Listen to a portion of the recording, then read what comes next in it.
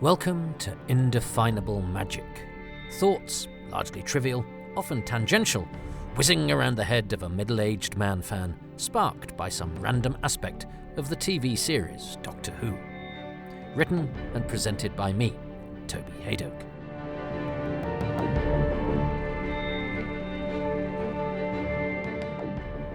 In these bite-sized editions, the random aspect of Doctor Who will be a single watch of its very latest episode.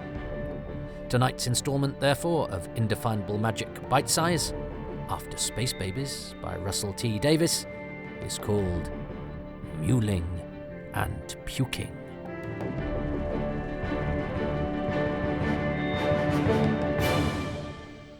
I love meeting new things.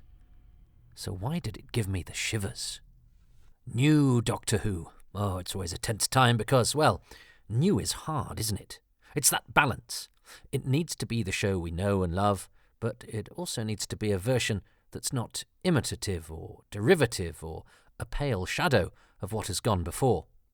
Stay the same and you ossify, but even the smallest change could mutate the show beyond recognition, the televisual equivalent of stepping on a butterfly. Babies, though. Who doesn't love babies?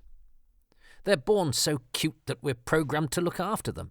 Don't hurt me, they say. I'm funny, adorable, vulnerable, smooth, unsullied by the physical and mental ravages of time, untainted by cynicism and disappointment and tax and unregulated news media organisations, and yes, Doctor Who forums. Innocent, unspoiled. So how apt that the relaunch of Doctor Who full series features crazy Doctor Who space babies, a statement of intent that also echoes the mixed blessing that is giving birth.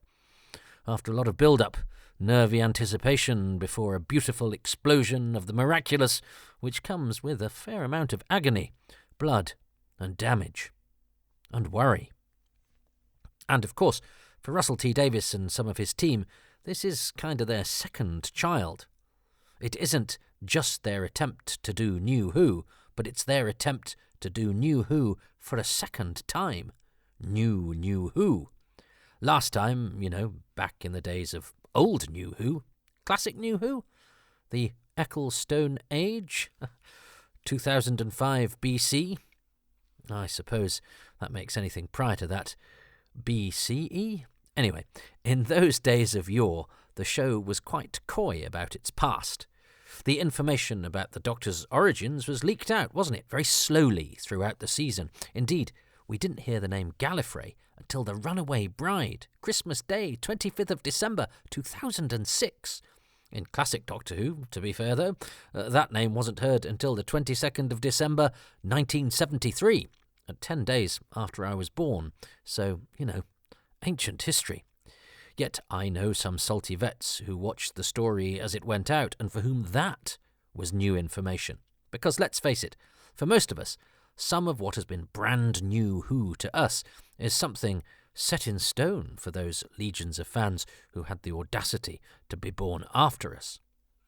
So it was interesting to note that this time around, instead of being coy about the show's backstory, Russell T Davies decided that, on a new platform, with a new audience to educate, whilst not alienating the staunch viewer who knows all of this stuff, to get it all out there in the opening scene. Push and wah! Gallifrey, its destruction and all. Wham, bam, thank you, Ruby. Look at all the glorious bundle of bouncing exposition. Now, both methods have their advantages, of course, but having had two goes at launching the show, mixing the old with the new whilst appealing to the old and the new, the showrunner, this time, has decided to try a different approach. But then wasn't afraid to pretty much repeat a scene from The End of the World in order to establish that telephone link between his new companion and her mother. It's clearly important to RTD to ground the fantastical in the ordinary, even if it means repeating himself, albeit, 19 years later.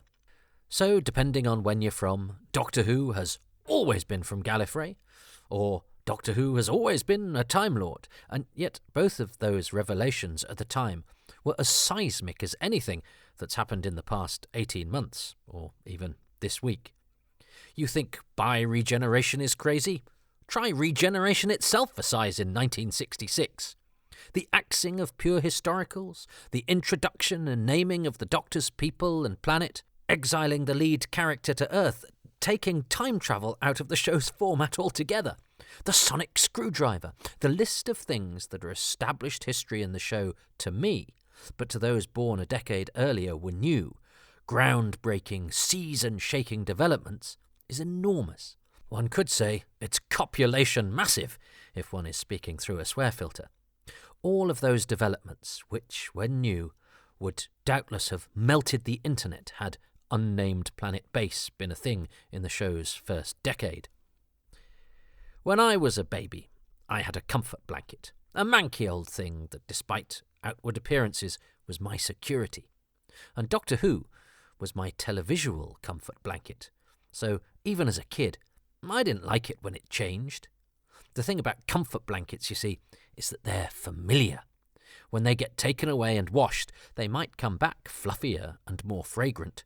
But that's not what makes them comfortable. That's not what you want them for.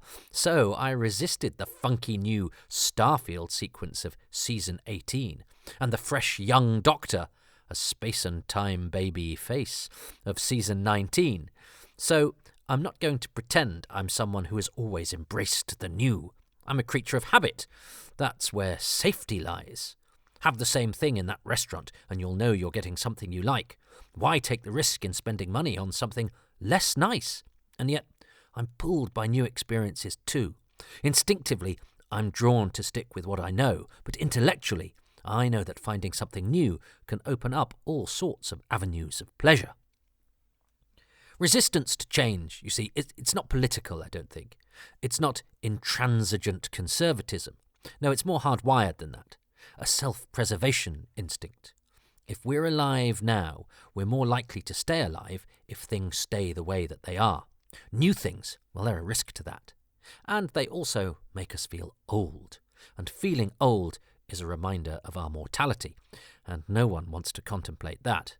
There's nothing worse than discovering, as I did the other day, that the youngest Bangle, as in of the Bangles, is 62.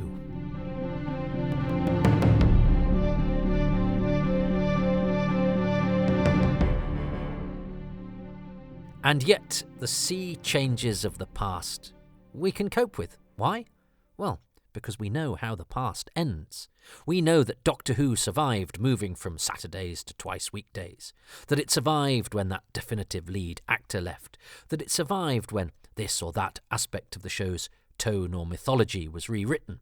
The past may be another country, but we have safe passage. We know we can return from there unscathed and at any time.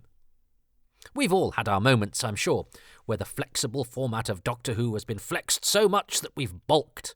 There's a reason we need to be depressurised when we come up for air, or that we introduce unknown substances or medicines to our diets gradually, lest our biological systems react to them with shock and instinctively shut down or expel them. We evolve gradually. Men's nipples aren't going to fall off overnight, but in a few hundred years they'll seem like quaint old things, and yet if you tried to lop mine off right now, I'd protest. They need to disappear slowly. Now, depending on where we're from, we'll all have them, those moments where the show, attempting to keep fresh, has given itself a makeover, and likely lost some viewers in the process. The gamble is that you'll gain more than you lose. That's not great for the cast-offs, I'm sure, but that, I'm afraid, is showbiz. No one attempts to make a show that people won't like, but of course that's inevitable. That doesn't mean they hate you, and who knows, what looks to you at first like an unlikable mutation of your favourite thing might just be a joyous iteration of the show you haven't met yet. And so, John Nathan Turner's bold, very self-conscious revamp of the show in the 1980s was my first seismic revamp. But the change from, say, the War Games 10 to Spearhead from Space 1, well, that's pretty jarring too. Both are part of that rich mosaic, that flexible format, that regenerating adventure in time and space. But I wouldn't be surprised if some of those watching on either occasion got the telly bends. The genius of good Doctor Who, of course, is it does something that's never been done before and yet feels so right. Doctor Who has never done space babies, and yet that crazy, offbeat taking of the familiar and giving it a lunatic twist is exactly what Doctor Who, the show of Yetis in the Underground, killer daffodils and scary statues, does best. And babies, of course, take us right back to childhood. Now that's also a place where Doctor Who flourishes, the Doctor Who of ominous cracks in the wall and scary spiders and creepy clowns. Space Babies itself had lots of bogies and a massive fart, neither of which are, if I'm honest, my go-to places for comedy. My sense of humour errs more towards the dryly pessimistic than the joyously scatological. But, whatever floats your boat, even if it is waste matter, which would make your boat anywhere along the English coast these days, but that's a battle for another day. I was a bit worried during the relaunch 1, that we had a burping bin in Rose, remember that? Which seemed a misstep at the time, and yet, since World War III, Doctor Who's earliest major foray into the fart zone, although there is an excess of methane in the Power of Kroll, but I think they do that relatively subtly. Adventures hinging upon flatulent story beats have been few and far between. But I remember thinking at the time, as the Slitheen ripped their way through Downing Street, that my previously sensible series about, say, self-destructive cat planets, Luddite creating space glamour pussies, and mafia lizards trying to buy a holiday resort might be venturing into the realms of the unacceptably silly. Is it all going to be like this? I fretted. And it wasn't. Of course it wasn't. What it was saying, though, the farting and the burping early on in Doctor Who's first relaunch, was that this series could be like this. It's a daft old thing, the gloves are off, and we might have fun at the end of the world. And now I'm going to make you scared and cry, more scared and more lachrymose than Doctor Who has ever made you before.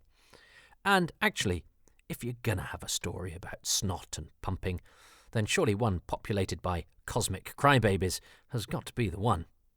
And anyone fretting that Doctor Who is getting too silly must surely have been held in check by the thoughtful and sensitive evocation of the plight of the refugee, or the insightful but pithy musing on the tricky issue of abortion, both so relevant to our times.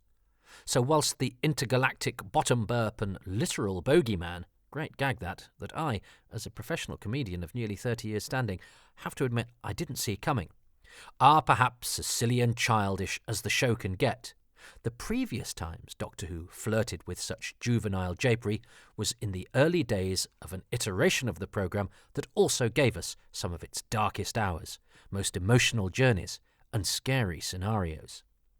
Oh, and as for the refugee commentary, if you're of the Doctor Who shouldn't get bogged down in politics opinion, a perfectly reasonable one, by the way, then, well, look, corridor running, airlock action, space babies! Great swear filter joke as well, which I thought was mating brilliant. It truly was the canine's gonads. But what is new anyway? We love a series where what we refer to as New Who, well, some of us anyway, is nearly 20 years old. How can that be new, when some of the people who were babies themselves when it started can now vote? Hey, they can now play the companion. Yet to me, it's still New Who. There's Classic Who, which encompasses a myriad of different styles, yet is still all the same thing. The Classic Who of An Unearthly Child and Inferno and The Greatest Show in the Galaxy. And then there's what we call New Who, ditto encompassing differing styles, but still all the same thing. The New Who of Rose and Heaven Sent and The Woman Who Fell to Earth. But even though I make that distinction, I still see them as part of the same canon, part of the same big show, and as time goes on, they'll merge together. Indeed, even now, it's not unusual to see at Doctor Who conventions New Who and Classic Who alumni rubbing shoulders. Now, in the early days of New Who, I think we thought that there'd be a certain demarcation betwixt incarnations, But if there was, it didn't last long. And it's fair to say with this launch, with Space Babies, we haven't slowly dipped our toes into some tepid water and been given a chance to get used to it. We've been pushed straight into a freezing fjord, an activity so physically jolting, even our genitals decide they'd be happier living somewhere closer to our ears for safety. But after the initial shock, my God, it's invigorating. Bracing. No, but of course, not everyone gets invigorated by being pushed into a frozen fjord. Some people die from the shock, whilst others get lost under the ice. But does that mean one shouldn't do it? Well, fortune favours the bold. It has to. It's a scary process. No one wants to see their progeny die, and putting them out there to sink or swim, it's a risky business. But it's the only way to see them flourish. And at the end of the day, a creative person needs to have the courage of their convictions. With any artistic endeavour, because it's that too, Doctor Who, even though it's a bonkers one, there must be a tacit understanding that it won't be for everyone. That doesn't mean that one has contempt for the doubters, by the way, or disregard for their feelings. One always tries to win them over. You're not doing any of this to annoy them, that'd be suicide. But at the end of the day, what can you do other than make the things that you like in the way that you'd enjoy them, and hope to do it well enough to bring everyone along for the ride? Space Babies is a child of a different time from that of its older sister Rose. Indeed, there'll be people who watched Space Babies for whom Rose is old Who. I'm currently working with an actor who's a total Who geek, who's only just started watching classic Who. Oh, I'm not sure I've ever envied anyone so much. Old Who, which I love and have picked over in minute detail, is to him fresh, undiscovered. What's new to him is ancient history to me. Talk about timey-wimey. I wonder how he'll take, say, The Happiness Patrol. When that came out, I was like an angry kid in a sweet shop that I hated. It was a childish parody of the show I loved. Now, though, I adore it, and it's an organic part of that amorphous glob that is classic Who. And it reflects the concerns of the time it was made in, like many of the show's more interesting excursions.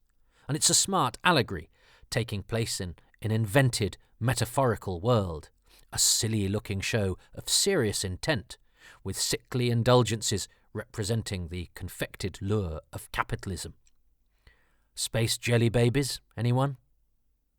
And wasn't that bogey monster this week the embodiment of our reactions, something aesthetically unpleasant that makes us flinch in a way that doesn't become us? And so, while we may have never had a monster constructed from mucus before, well, nose mucus anyway, I take that the sleep dust monsters in Sleep No More could, strictly speaking, be medically described as mucus, this freshly minted phantom of phlegm, this creature of catarrh, this, well, snot monster, served an age-old purpose, demonstrating that whilst something may seem scary, grotesque, aesthetically unpleasant, our hero is better than us because he doesn't react with our instincts. He doesn't flinch, shrink, or destroy or hate. He tries to understand. He is benevolent where we are frightened. So amidst all the silliness and sprogs and snot, the show's core decency and curiosity remains intact.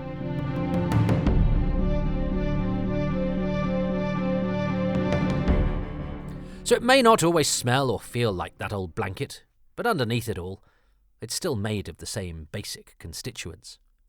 Doctor Who needs to be new, needs to be fresh and surprising. But it also needs to be old. It is, as a great man once said, old young. 50 years hence, Space Babies won't be a crazy new realignment of the show's template. It'll be part of that back catalogue known as Old Doctor Who. You know, that series of An Unearthly Child and Inferno and The Greatest Show in the Galaxy and Rose and Heaven Sent and The Woman Who Fell to Earth and Space Babies, The Devil's Chord and Boom. You know, those episodes that are all part of the same thing. Those baby actors will rub shoulders with the stars of earlier episodes, and they'll themselves be grandparents and movie stars, and knowing how daft this old show somehow manages to remain embedded within the fabric of our world. Prime Minister. One day, the youngest space baby will be 62, and you young things, you won't be laughing then. But to be fair, nor will I. I won't be doing anything. A word of caution as I eulogise the novel, though. It's the modern way, it seems to me, the new way, if you like, to castigate those who don't like what we like, who are less quick to move with the times, and who find the world changing at a pace that is difficult to keep up with, tricky to negotiate. The world spins on its axis faster and faster, and as one gets older, one feels that one might be thrown off if one isn't too careful. But not being as quick to catch up is no crime, and it ill behoves the generation coming up to dismiss those who have gone before. A lack of reverence for the past is nothing new, but it's also just as bad as a strict adherence to it and a rejection of the new. The 60s counterculture was steeped in a mockery of what had gone before, and yet we are where we are because those now fusty old-timers did things that were new once, which meant that we were acclimatised to them by the time we came along. Now, whilst I don't want to become an old reactionary, I also swerve those too quick to point the finger at those who they think are. It's a bit rich, I think, to live in a nice, comfy house built by someone else, but to complain about the way that they would like it to be decorated. So whilst I understand the lovers of the latest iteration of Doctor Who want to say a big old go breeding ritual yourself to people who don't like it, I don't think it is becoming to do so. To those who might express their discomfort with change in a way that's clumsy or even antagonistic, even using a frightening roar, I'm minded to be sympathetic. If I, for whatever reason, and yes, often because of my own instincts and prejudices, don't enjoy something, I don't really want to be told, well, that's because you're a total rectal opening. I'd hope instead that the people who did love it tried to understand the bogeyman and to sympathise. And who knows what we take for granted now that will seem outdated, misguided, even reactionary to the 20-year-olds of 2044. We don't. So whilst we must not resist the new, we must also understand that it won't be new forever, that it too will one day become a relic. And what seemed radical and forward-thinking will one day be seen as naive or even wrong. Hey, those grumpy pensioners moaning about modern haircuts, about the young, about the state of current Doctor Who. They were babies once. And Doctor Who? Well, it could play it safe. But what's safe? Oh yeah, our hero keeping us safe from the monsters. That's different from the show itself being safe. In that case, safe would mean timid, unadventurous, dull. But that's not what Doctor Who does. Doctor Who is scary. The Doctor doesn't make you feel safe, no. Instead, the Doctor makes scary fun. Because it's a scary world, safety isn't guaranteed. So the message is, we may as well enjoy ourselves. Laugh in the face of danger, rather than get angry with danger's very existence. And if Doctor Who hadn't embraced change, hadn't enjoyed shaking things up, hadn't retained its sense of humour, if Doctor Who hadn't dared to be new many, many times before, well, frankly, it would never have got this old.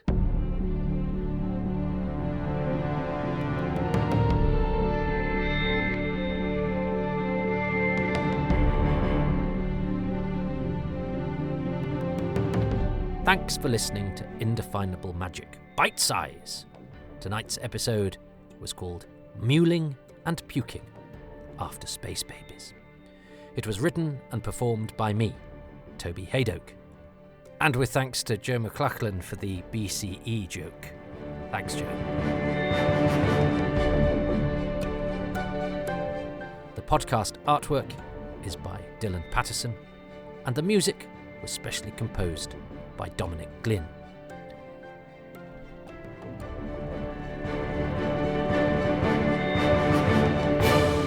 I'm grateful to the patrons who make these podcasts possible, and they include Jacob Lumley, Nate Lynch, Simon Liss, Man in a Skirt Alert, Philip Marsh, Joe McLachlan, Glenn MacLeod, Steve Manfred, Nick Mellish, James Miller, Phil Mitchell, John Molyneux, Justin E. Monaghan, Jim Mooney, Brandon Moore, Ian Moore, Sheila Moore, Chris Murphy, Paul Murphy, Andrew Nixon, Tom Neenan, Steve O'Brien, Jeremiah O'Connor, Neil O., Runa Brutig Olsen, Mark Trevor Owen, Russell Parker, Andy Parkinson, James Parsons, Phil Pascoe, Richard Patey, Ken Pattison, John Pettigrew, Steve Phillips, Shane Plays, Kitty Placati, Liam Price, Ian Radford, Peter Reed, Paula Reynolds, Sean Reynolds, Murray Robertson, Roger 1966, Alex Rowan, and Ronin.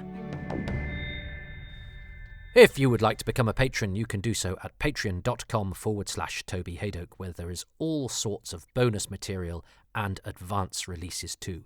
It starts from as little as £3 a month and can be found at patreon.com/Toby Hadoke.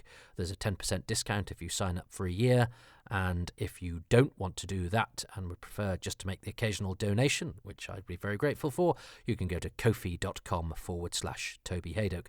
But there's no need to get all financial. I'm just very, very pleased that you listen.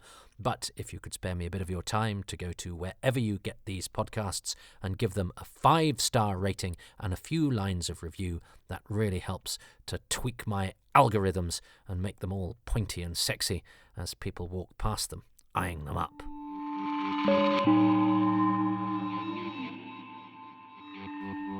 And you can do the social media thing. I'm on Twitter at Toby Hadoke. These podcasts have their own feed at Hadoke Podcasts. I have a Facebook page, and I'm also on Instagram at toby.hadoke. And please pay attention to my comedy nights as well. Excess Malarkey Comedy Club in Manchester. Well, I'm not going to do much of a post-credits bit because I'm trying to keep this short.